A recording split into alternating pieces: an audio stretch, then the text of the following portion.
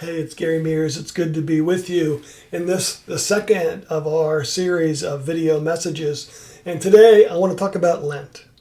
Next Wednesday, February 17th, is the first day of Lent. Lent in the church is a period of personal reflection and preparation leading up to Easter.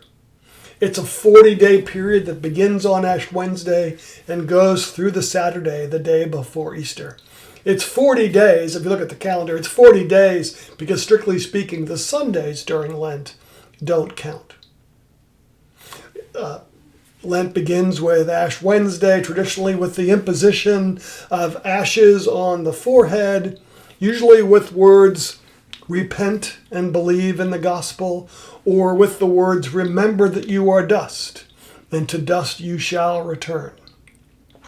Ash Wednesday again is the first day of Lent. The day before that is in the English church Shrove Tuesday or Pancake Tuesday, where traditionally you'd consume pancakes or fashnuts or something like that. And historically, you'd eat foods that contained eggs and butter and fat, foods that you're going to abstain from during Lent, and which in the days before refrigeration would never last a month and a half until Easter. In French, that's Mardi Gras, Fat Tuesday, which began with very similar roots. In some quarters today, Mardi Gras has taken on a completely different meaning, but that's a topic for another day. So let's talk about this practice of abstaining from or giving up something for Lent.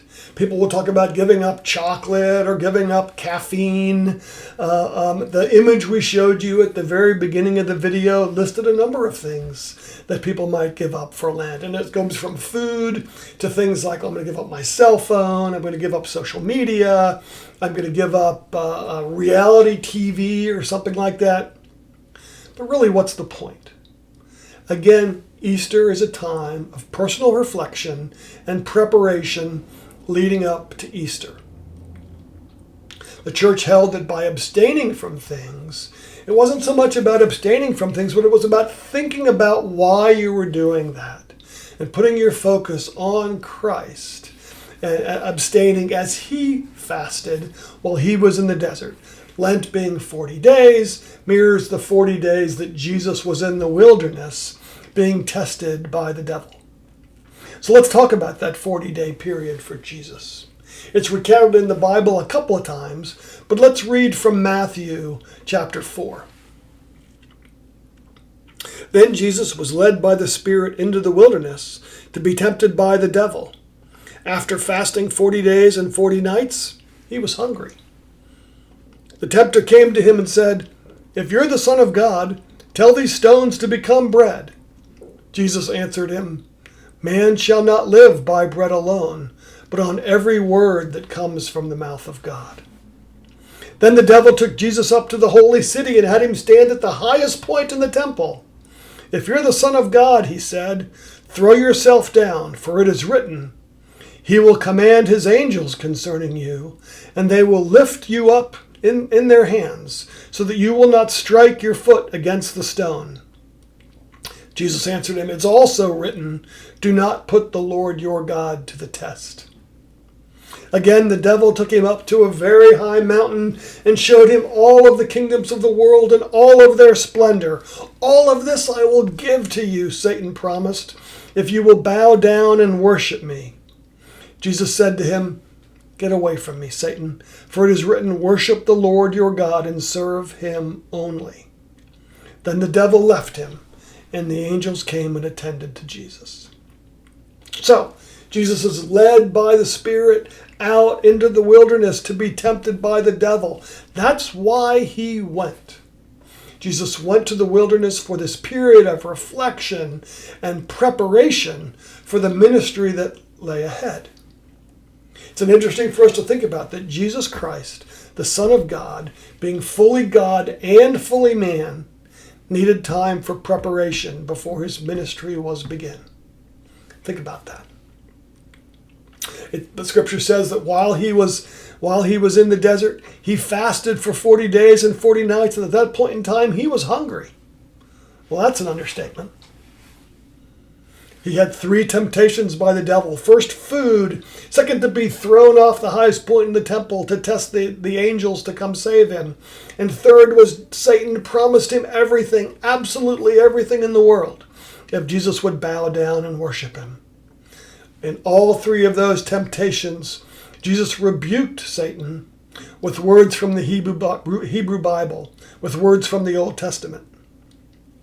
Hearing that, the devil ultimately left Jesus alone, and the angels came and took care of him. That period of 40 days in the desert for Jesus was a period of time of reflection in preparation. And that's what Lent is. Again, it's a period of reflection and preparation leading up to Easter. If you read following along in the book of Matthew, the beginning of chapter 4 recounts this period of time in the wilderness. The end of chapter 4, Jesus is recruiting his disciples. Chapter 5 is the Sermon on the Mount, and away he goes with the continuation of his ministry. So, the way I'm wired, if I'm going to take Lent seriously and really focus on this period of reflection and preparation leading up to Easter and beyond, I'm not going to fast. I'm not going to abstain from something. Instead, I'm going to do something. Do something that I don't ordinarily do, but should. If this is really going to be a time of preparation for me, especially this year, I need to fill it with things that are going to fill me up, going to lift me up, not things that are going to feel like a weight or a burden, especially this year. And if you're in the same place, well, here are some recommendations. First, I've got a couple of books. One's called Basic Christianity. It was written by an Englishman, John Stott, in 1958. Stott was a parish priest in London. He also taught at Cambridge. It's a very readable book. And I think it's good for people who are just exploring their faith, just exploring Christianity, and those who have been in the faith for a long time. It's a great book. I couldn't recommend it more. I personally have about 7 copies. So if you're interested in reading that book or would like to form a small group to read that book, let me know. I'd love to participate in that. Second book, much more modern. It's called Good and Beautiful God. It's written in 2009 by a college professor in Kansas named James Bryan Smith. And it's really more than a book to read because each chapter is filled with exercises or spiritual practices that you can go and do to live out what's written in that chapter. It's a great book to read by yourself, and it's an even better book to read in a small group. So if you're interested in that book, let me know, and we'll see if we can't form a little group around that. Now, if you're thinking to yourself, gee, Gary, I thought you said you were going to actually do something, not just read a book. Well, I am, and here's a couple of suggestions for that. First, think about connecting or reconnecting with people you haven't been in touch with for a long time. This COVID time has been a period of isolation, so think of people, and again, we're talking about 40 days, think about people that you can reconnect with over that period of time. Second, consider a daily random act of kindness to be done during this 40-day period.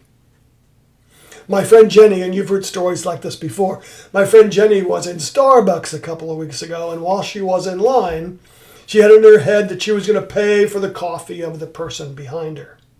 When she got to the cashier, she realized, as it turned out, the person in line in front of her had resolved to pay for Jenny's coffee.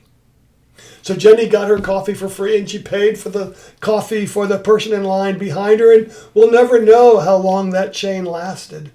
My wife Lisa was telling me a story that she read about such a thing at a Chick-fil-A that went on for a day and a half. I'd love to know the story of who broke that chain.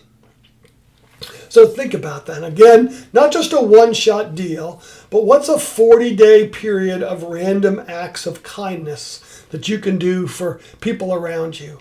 Make a list, try to do it, and keep a journal where you can recount the effect that this has on you and the people around you. Lastly, what my wife calls God sightings.